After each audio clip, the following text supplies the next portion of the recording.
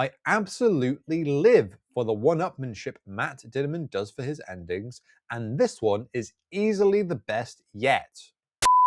This book is less serious, with it not having to imitate the art of war by Sun Tzu like this inevitable ruin did.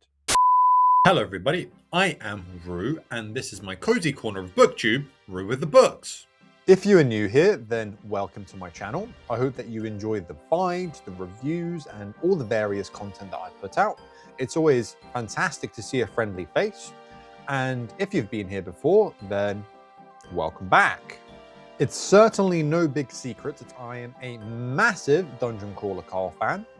I love video games, and the humor in the series is very much up my alley, so combining kind of comedy and video game mechanics into a lit RPG book, well, you know, it's pretty much a match made in heaven. One of my reading goals this year was to catch up to the final 2 books in the series by the time that A Parade of Horribles was to release, so that I could read it and review it on release, and I accomplished both of those tasks with ease, so now here I am with this review. Before I get into the review itself, be sure to press the like button so the GigaChad AI pushes my content straight through the algorithm far and wide.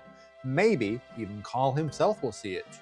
If you like books, if you like Booktube and Booktube content, be sure to press the subscribe button down below so that my weekly uploads make it directly into your subscription feed.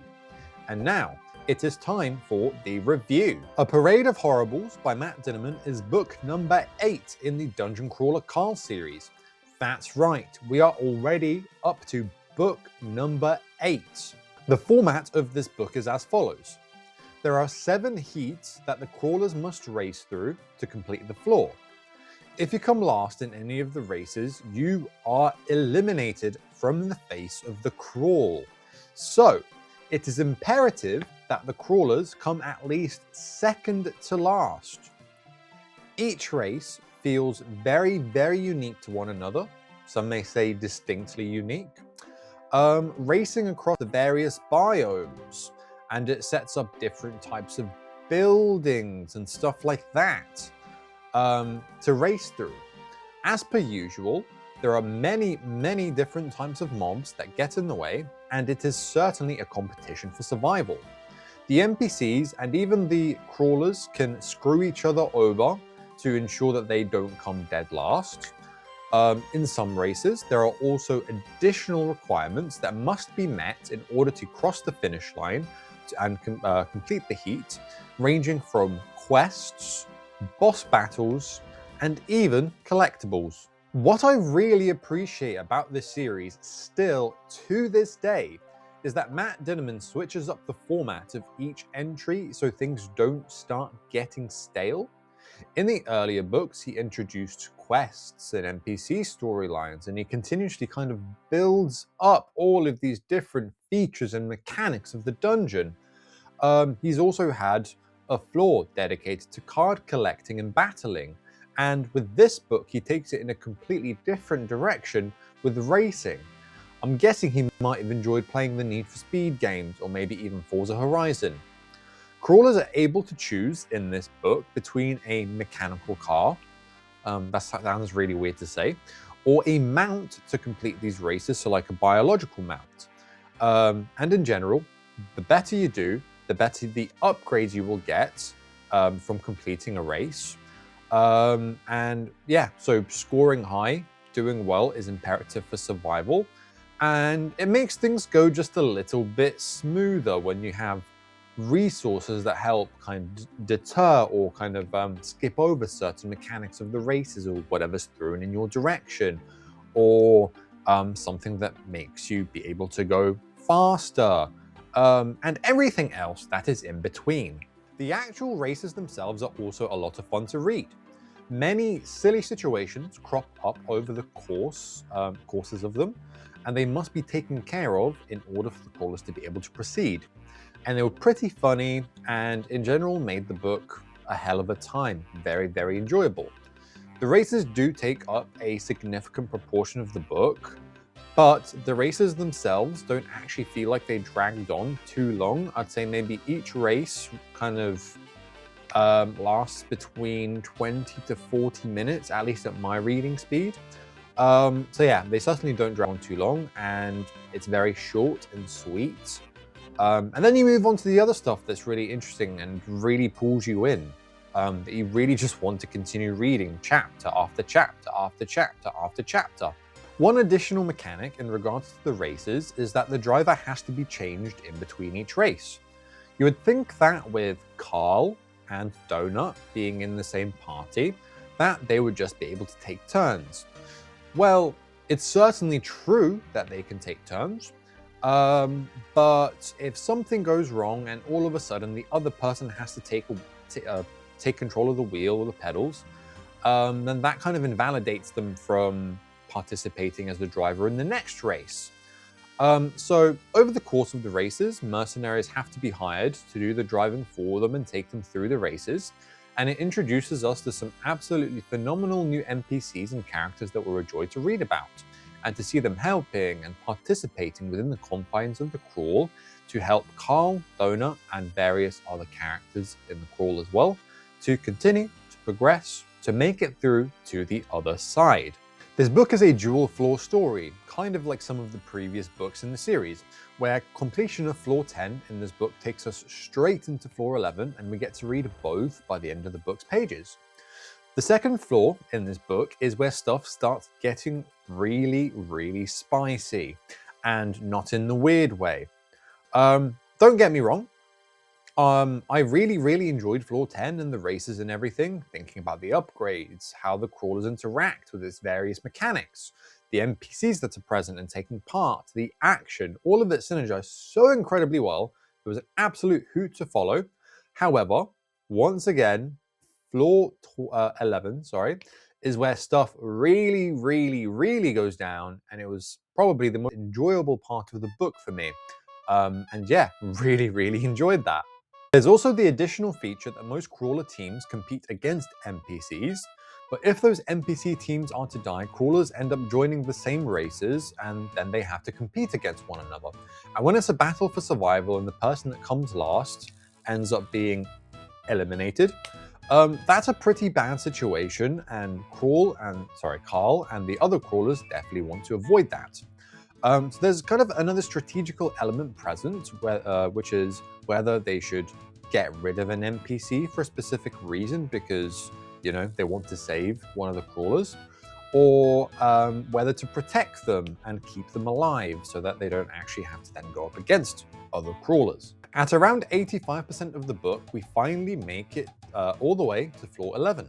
Which is only several hours long in game time, and it leads us to one of the most absurdly ridiculous and over-the-top endings that we have ever gotten in a Dungeon Crawler Carl book so far. I absolutely live for the one-upmanship Matt Dinniman does for his endings, and this one is easily the best yet. One thing that is really truly mental about this book is that we finally start seeing the end goal for the entire series. For the longest time of the series, books 1 to 7, it's been a task of completing the floor and moving on to the next with no discernible end goal in sight for Carl. There are obviously some new sub-stories introduced that introduce new elements, but by the end of the book, we can really truly see that the end is in sight. This book finally dangles a piece of bait in front of us.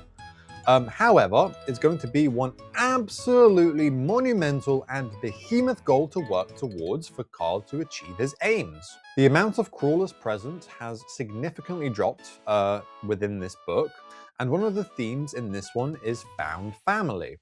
There are some very wholesome moments between our crawlers, acting as friends, bantering with one another, belly laughing, and overall just being wholesome.